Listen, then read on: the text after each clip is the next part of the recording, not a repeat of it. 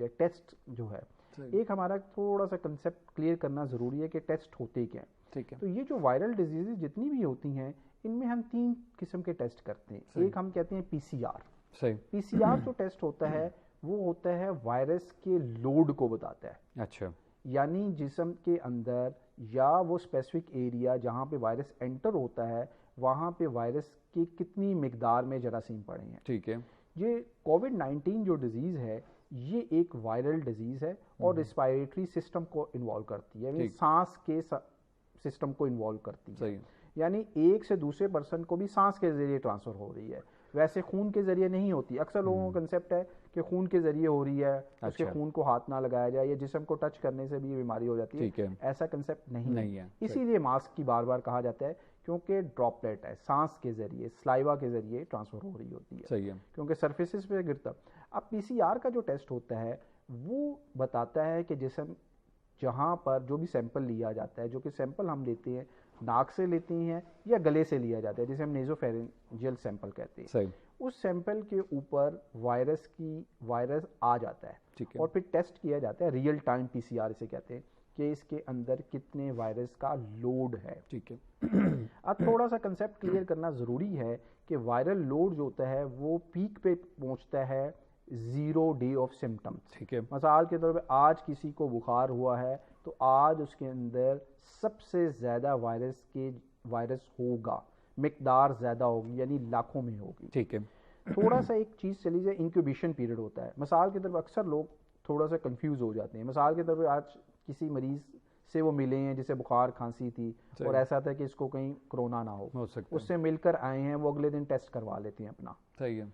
उनमें negative test आएगा। अच्छा। क्योंकि ये वायरल आते ही नहीं है। वायरस का जब तक लोड 3000 तक नहीं चलता तो वो बॉडी पिक सैंपल पिक ही नहीं कर पाता। अच्छा। तो मिनिमम 3000 वो भी डिस्पर्स हुआ होता है, मतलब गले में होता है, नाक में होता है। क्योंकि आज वायरस एंटर होता है तो ये एक इंक्यूबेशन पीरियड स्टार्ट हो जाता है, जो 14 दिन तक इंक्यूबेशन पीरियड तक चलता है। बहुत से लोगों में 2 से 14 दिन जो कि एवरेज कहा जाता है। तो 14 days of incubation period virus की मिकदार सबसे ज़्यादा होती है। तो बेसिकली टेस्ट अगर करवाया भी जाए तो इंक्यूबेशन यानी आज किसी से एक्सपोज हुए हैं तो 7वें दिन या फिर 14वें दिन करवाया जाए, उससे पहले नेगेटिव आएगा। और जब ये फॉल्स नेगेटिव आता है तो कम्युनिटी के अंदर एक वो हो जाती है कि हम तो ठीक हैं, लेकिन वो कैरियर स्टेज में वायरस फैलाते रहते हैं। अच्छा।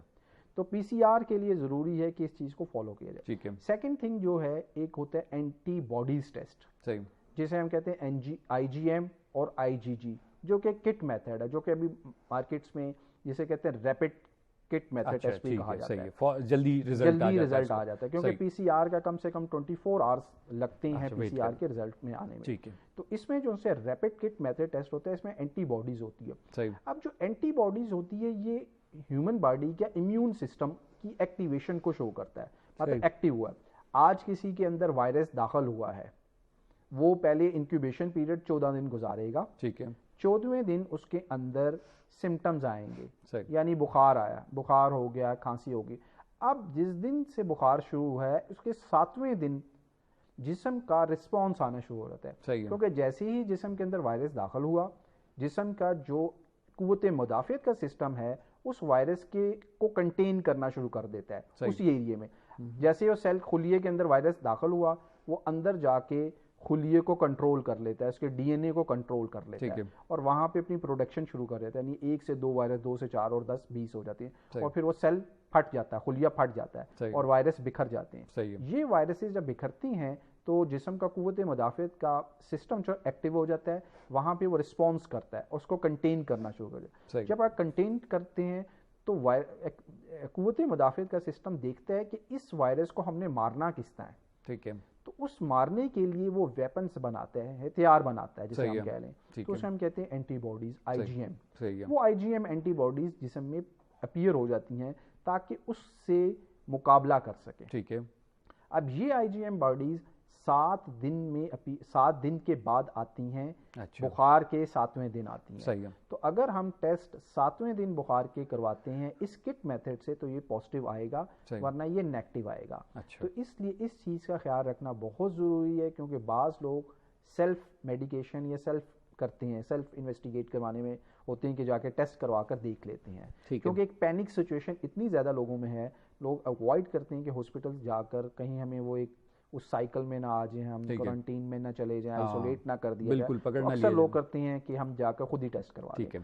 तो बुखार के 7वें दिन ये किट मेथड का टेस्ट पॉजिटिव आएगा, उससे पहले फ़ायदा नहीं है, वो नेगेटिव आता है। अच्छा डॉक्टर साहब, ये जो किट मेथड की आपने बात की, क्योंकि दरमियान में कुछ ऐसा भी बात आई थी कि जी किट्स जो मंगवाई जा रही हैं ख़ास मुल्क से, वो किट्स जो हैं वो यूज़फुल नहीं हैं, उनकी रिलायबिलिटी नहीं है, कुछ ऐसी बात की थी। तो क्या उसके पीछे यही स्टोरी थी कि जी ये 7 दिन पहले हम लोग करवा रहे थे तो वो रिजल्ट गलत आ रहा था, नेगेटिव आ रहा था, फॉल्स नेगेटिव आ रहा था? अब किट में एक मसला ये होता है, इसकी क्वालिटी बहुत मैटर करती है कि कहाँ से आई है और किस कंपनी की है, ये मैटर करता है। और दूसरा टेम्परेचर इसका मेंटेन करना बहुत ज़रूरी है।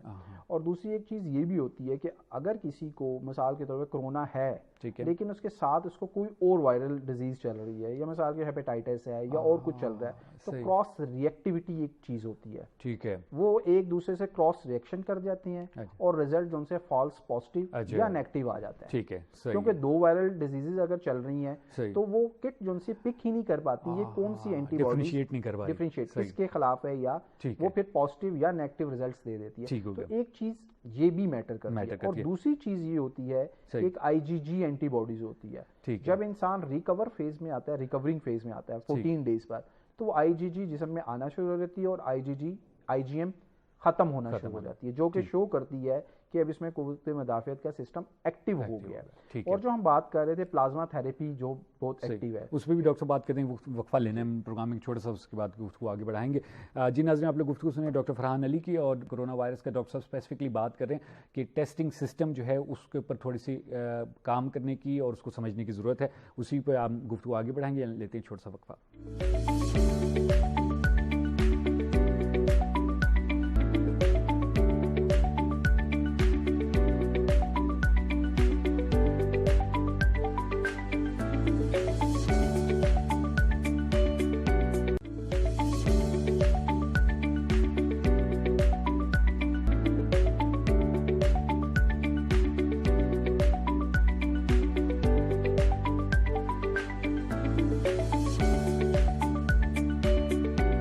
जी नाज़रीन, प्रोग्राम में एक बार फिर आपको खुशामदीद कहते हैं। डॉक्टर फरहान अली हमारे यहाँ स्टूडियो में मौजूद हैं, मेडिकल स्पेशलिस्ट हैं। डॉक्टर साहब कैपिटल हॉस्पिटल इस्लामाबाद में अपनी खिदमत अंजाम दे रहे हैं। डॉक्टर साहब से हमारी आज ईद स्पेशल सेहत ज़िंदगी जो है उसमें हमने डॉक्टर साहब को इनवाइट किया, बात कर रहे हैं हम ईद के एस्पेक्ट्स भी बात कर रहे हैं कि ईद के अयाम में हम लोगों ने कोरोना वायरस का कैसे मुकाबला करना है। डॉक्टर साहब ने उसमें बड़े इंपॉर्टेंट 2-4 नुक्ते बताए हैं, जिसमें एक चीज़ बहुत ज़रूरी जो डॉक्टर साहब ने कही है वो ये कि जब तक हम इस लॉकडाउन को, इस पेंडेमिक को खुद पर्सनली नहीं समझेंगे, हम इस पे कंट्रोल नहीं कर पाएंगे। जितना भी आप लॉकडाउन कर लें, अगर पर्सनल बेस पे हम इसको समझेंगे नहीं, पर्सनल बेस पे हम जो सोशल डिस्टेंसिंग और फिज़िकल डिस्टेंसिंग के जो कॉन्सेप्ट है उसको नहीं अपनाएंगे, तो ये मुमकिन नहीं है। क्योंकि हुकूमती सतह पर जितने भी इक़दाम कर लिए जाएँ, घरों के अंदर आके तो हुकूमत या पुलिस नहीं कंट्रोल कर सकती। इवन घर के अंदर भी आप लोगों ने इन चीज़ों का ख्याल रखना है, सफाई का ख्याल रखना है, डिसइंफेक्ट करना है चीज़ों को। और ये जो गलत कॉन्सेप्ट लोगों में पाया जा रहा है कि जी मुझे नहीं होगा, बूढ़ों को हो रहा है, या बच्चों को नहीं होगा, जवानों को हो रहा है, ये बिल्कुल एक गलत कॉन्सेप्ट है। क्योंकि इस टाइम पे इवन जो तरक्की याफ्ता तरीन ममालिक हैं, जिनके बड़े एक मजबूत किस्म के हेल्थ सिस्टम थे, वो भी अभी चीज़ों को सॉलिडिफाई करने में नाकाम रहे हैं। उनको नहीं पता कि क्या चीज़ सॉलिड इस वायरस के बारे में हम कह सकते हैं कि जी ये इस तरह ट्रांसफ़र होता है, या इसको लगता है, इसको नहीं लगता।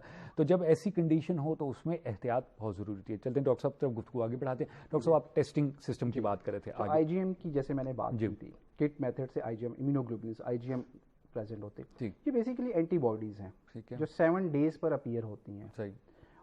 और अगर इससे पहले किया जाता है तो फ़ायदा नहीं होता, फॉल्स टेस्ट आएगा।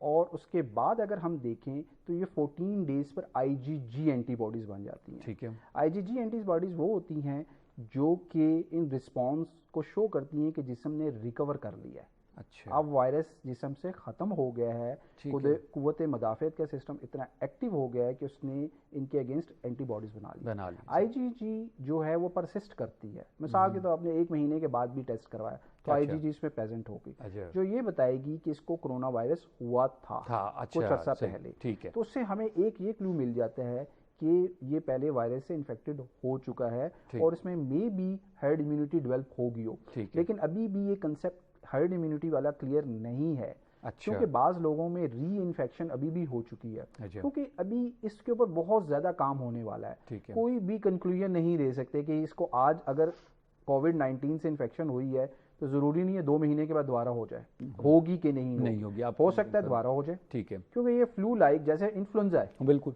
इन्फ्लुएंजा हर साल आता है और हर दफ़ा होता है, क्योंकि ये वायरस म्यूटेट करता है। अच्छा, इसकी चेंजेस आती हैं, शक्ल चेंज होती जाती है, आज कुछ है, कल कुछ है, परसों कुछ है, मतलब with passage of time changes आ रही होती है। सही। आज कल की मतलब ये है कि विद पैसेज ऑफ टाइम, बिल्कुल, जैसे इन्फ्लुएंजा का वायरस हर साल आप देखें इसकी वैक्सीन लगानी पड़ती है, बिल्कुल, लेकिन उसके बावजूद भी जो है वो फ्यूचर में भी अगर इसकी वैक्सीन आती है तो हो सकता है कि वो ईयरली बेसिस पर लगानी पड़े, क्योंकि इम्यूनिटी इतनी ही रहेगी, क्योंकि म्यूटेट कर जाती हैं। ये जो आरएनए वायरस होते हैं इनमें म्यूटेशन का चांस है, क्योंकि ये एक आरएनए वायरस है। अच्छा, ठीक है, इनमें ज्यादा म्यूटेशन के चांसेस होते हैं, क्योंकि चेंज करते रहते हैं, अपनी जेनेटिक जो है ना मटेरियल चेंज करते हैं। डॉक्टर साहब ये बताइएगा कि ये कुछ ऐसा ही केस जो है, ऐसे ही सिनेरियो हम लोग हेपेटाइटिस के केस में भी देखते हैं कि जी वो कहते हैं जी छोटा टेस्ट हमेशा पॉजिटिव आता है, पीसीआर जो है उसमें नेगेटिव, तो क्या ये भी वही चीज़ है कि जो वैसे जैसे कि अक्सर वीज़ा वगैरह के लिए लोग जाते हैं तो कहते हैं जी वो हमें रिजेक्ट कर दिया कि जी वो आपका जो छोटा टेस्ट था उसमें अभी तक आप पॉजिटिव आ रहे हैं, तो ये जो आपने जिक्र किया चीज़ का, जो एंटीबॉडीज होती है ना ये परसिस्ट करती हैं। ठीक है। अब जैसे अगर हेपेटाइटिस सी में देख लें जी, तो सी का जो किट मेथड आता है, ठीक है, किट से फौरन ब्लड का एक ड्रॉप डालती हैं और पता चल जाता है एंटीबॉडीज है कि नहीं है। ठीक है, सही। अगर हैं तो इसका मतलब इसको वायरल इन्फेक्शन हुई है, क्योंकि ये आईजीजी एंटीबॉडीज आ रही होती है उस किट मेथड, ठीक है, और ये परसिस्ट करती है, लंबे अरसे के लिए परसिस्ट रहेगी बदन में, रहेगी बदन में। लेकिन वायरस टू वायरस ये भी वेरिएशन है, जरूरी नहीं है हर वायरस की परसिस्ट करे, कुछ वायरसेस की परसिस्ट, जैसे सी की परसिस्ट करती है, अच्छा, वो खत्म ही नहीं होती, कभी भी खत्म नहीं होती, जब भी आप टेस्ट करवाएंगे उसमें वायरल एंटी। अब वो कंफर्म करने के लिए कि ये तो बताती है कि इसको इन्फेक्शन हुई है, ठीक है, अब हमने देखना होता है कि ये एक्टिव फेज में है कि नहीं है, उसके लिए फिर पीसीआर करवाते हैं। पीसीआर वायरल लोड को शो करता है, ठीक है, कि इतना वायरस है कि वो बीमारी कर सके इस कंडीशन में, ठीक है, क्योंकि उसमें तो कोई फायदा नहीं, ठीक है। लेकिन कोविड-19 के केस में ये है कि हमें एटलीस्ट सिंपल ये पता चल सकता है कि इसको एक केस हुआ था, इन्फेक्शन हुई थी, बिल्कुल सही है। अच्छा, अब एक कंसेप्ट क्लियर करना यहाँ पे बहुत जरूरी है कि पीसीआर से रिलेटेड भी, जी, पीसीआर का sample first week of symptoms, आज अगर बुखार हुआ है या इंक्यूबेशन पीरियड के 7वें दिन, 14वें दिन ऑफ इंक्यूबेशन पीरियड पीक पर होता है, और जब सिम्टम आना शुरू हो जाते हैं और पहले हफ्ते में वायरल लोड कम होना शुरू हो जाता है। ठीक, अब होता क्या है कि जो नेजोफ्रेंजियल एरिया है, ये गला और नाक का हिस्सा है, यहाँ पे सबसे ज्यादा वायरस बैठता है पहले हफ्ते में बुखार खांसी के। अच्छा, और अगर सिंपल पहले हफ्ते में यहाँ से लिया जाता है तो फिर तो पॉजिटिव आएगा। अगर एक हफ्ते से ज्यादा किसी को बुखार चल रहा है तो फिर हमें लंग्स से सिक्रीशन लेनी पड़ती है, फेफड़े के अंदर से, ठीक है, जैसे बलगम हो गया, खांसी की सिक्रीशन होती है, तो वहां पे ये जाके नीचे चला जाता है, लंग्स फेफड़ों में चला जाता है, तो ऊपर नहीं है। तो ये कंसेप्ट भी क्लियर करना, बहुत से लोग 7वें दिन बुखार के जाके टेस्ट करवाते हैं, हो सकता है उनका पीसीआर भी नेगेटिव आ जाए। अच्छा, सही, वो भी एक किस्म का फॉल्स नेगेटिव है, वहाँ पे फॉल्स नेगेटिव, वहाँ पे फिर आईजीएम किट मेथड्स काम कर सकता है, हाँ, क्योंकि वो पॉजिटिव शो करेगा, शो कर सकता है। अभी तक हमारे पास जो केसेस आ रहे हैं, जहाँ तक हमने केसेस देखे हैं अभी तक, उसमें ये होता है कि इनके साथ कोई ना कोई सुपर एडिड इन्फेक्शन भी चल रही होती है। अगर किसी को कोविड हुआ है, इसके साथ कोई ना कोई और इन्फेक्शन भी चल रही है, जो बैक्टीरियल इन्फेक्शन हो सकती है। तो हम अगर देखते हैं तो ब्लड सीपी का हम एक टेस्ट करवाते हैं, ठीक है, जिनमें मैंने अभी तक जितने भी एसेस किए हैं, डाटा में देखे हैं, तो उसमें ये है कि जिन लोगों को जो वेंटिलेटरी सपोर्ट पर गए पेशेंट, ठीक है, जिनको वेंटिलेटर या मशीन पे डाला है, जरूरत पड़ी, उसके साथ उनके बैक्टीरियल इन्फेक्शन भी चल रही थी। अच्छा, खाली वायरस एंड नहीं लेकर जाता, हाँ, ठीक है, उसकी इम्यूनिटी कम हुई, उसके ऊपर कोई जरासीम और आ जाते हैं, ठीक है, सही, जो कि डबल एक्ट करती हैं, ठीक है, फेफड़ों को भी नुकसान पहुंचाते हैं, बाकी जिस्म को भी नुकसान पहुंचाते हैं। तो उन लोगों में अक्सर में खून की मिकदार में जरासीम की मिकदार 20,000 से भी ज्यादा चली जाती है, या 30,000 भी ऐसे लोगों में गई है जो कि आखिरी मतलब वेंटिलेटरी सपोर्ट पर गए, तो उनमें भी बैक्टीरिया उसके साथ फिर एंटीबायोटिक्स का कवर भी दिया जाता है ताकि वो चीज़ों को सेटल डाउन करे। क्योंकि एक मिथ ये है कि बस वायरल के साथ कुछ भी नहीं देना चाहिए, लेकिन बैक्टीरियल कवर देना ज़रूरी हो जाता है क्योंकि ये अकेला इन्फेक्शन को कवर नहीं कर रहा होता। सही है। अब तो ये थोड़ा सा कंसेप्ट है कि अगर हम PCR का टेस्ट करवाएं या तो 7 दिन ऑफ इंक्यूबेशन के 7 डेज वहाँ पे वायरल लोड बढ़ता है, या 14th day of incubation period, ठीक है। और अगर किसी को बुखार और खांसी के सिम्टम्स आ गए हैं तो पहले 7वें दिन नाक और गले का सैंपल एक्टिव है, वरना नहीं है वो फेफड़े में बता दूसरे हफ्ते में चला जाएगा। ठीक है। इसी तरह एंटीबॉडीज जो सी है वो बुखार और खांसी के 7वें दिन आना शुरू होती हैं। ठीक है। अब तीसरा टेस्ट जो एक होता है जो कि अभी फैसिलिटीज अवेलेबल नहीं है, जिसे हम कहते हैं बहुत ही रैपिड टेस्ट होता है, एंटीजन टेस्ट होता है। एंटीजन टेस्ट, अच्छा। जो वायरस होता है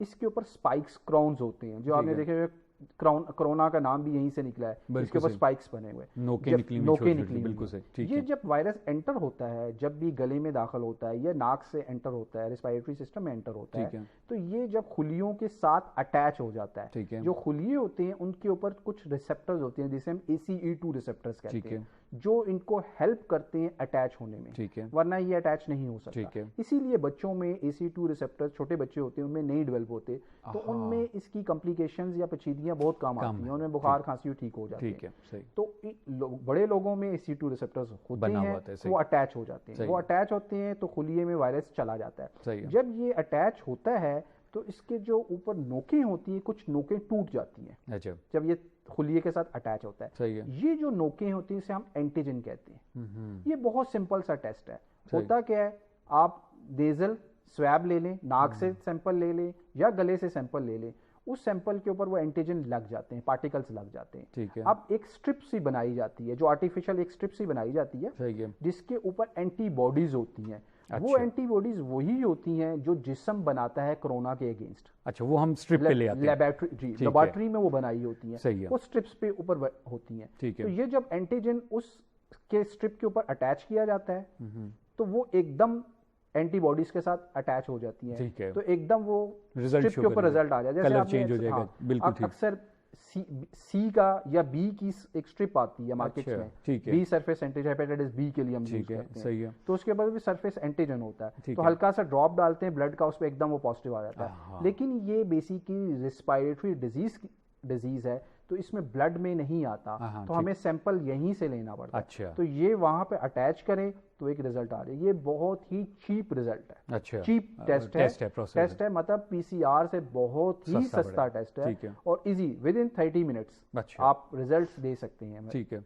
कि आप ये पॉजिटिव है या नेगेटिव, और रिलायबल भी टेस्ट है। लेकिन अभी इसके ऊपर काम हो रहा है, रिसर्च हो रही है, ठीक है, कि ये कब तक बनाई जाएंगी। अच्छा, कमर्शियलाइज कब तक किया जाएगा, कब तक कमर्शियलाइज की जाएंगी, और उसके रिजल्ट्स कितनी, उनकी एक्यूरेसी कितनी होगी, क्योंकि हर चीज की एक्यूरेसी पहले चेक की जाती है फिर ही लॉन्च हो। बिल्कुल। तो ये 3 टेस्ट जो उनसे हैं इजीली अवेलेबल है और फ्यूचर में ही आएंगे, तो ये फीचर आ जाते हैं। सबसे अहम होता है, हम उसे कहते हैं TLC, जो हमारे पे वाइट खुलिये होते हैं जिसे हम कहते हैं लीकोसाइट को। ठीक है। तो उसमें हम लिम्फोपीनिया, तो उसमें जो सेल होते हैं वो कम होना शुरू हो जाते हैं, तो उसे हम कहते हैं लिम्फोपीनिया, जो कि डॉक्टर इजीली, अब हमारे कोलीग मतलब जो उनसे पेरिफेरी में बैठे हुए हैं जी, ठीक है, वो सिंपल सा टेस्ट करवा सकते हैं। अगर किसी को बुखार खांसी है तो एक सिंपल सा ब्लड CP का टेस्ट करवाएं और उसमें देखें कि अगर इसको लिम्फोपीनिया है, यानी वाइट सेल्स की मिकदार कम हो रही है। एक होता है लीकोसाइटोसिस, एक और लिम्फोपीनिया, लीकोपीनिया और एक लिम्फोपीनिया होता है। लिम्फोसाइट्स कम हो जाते हैं, उनको पता होता है।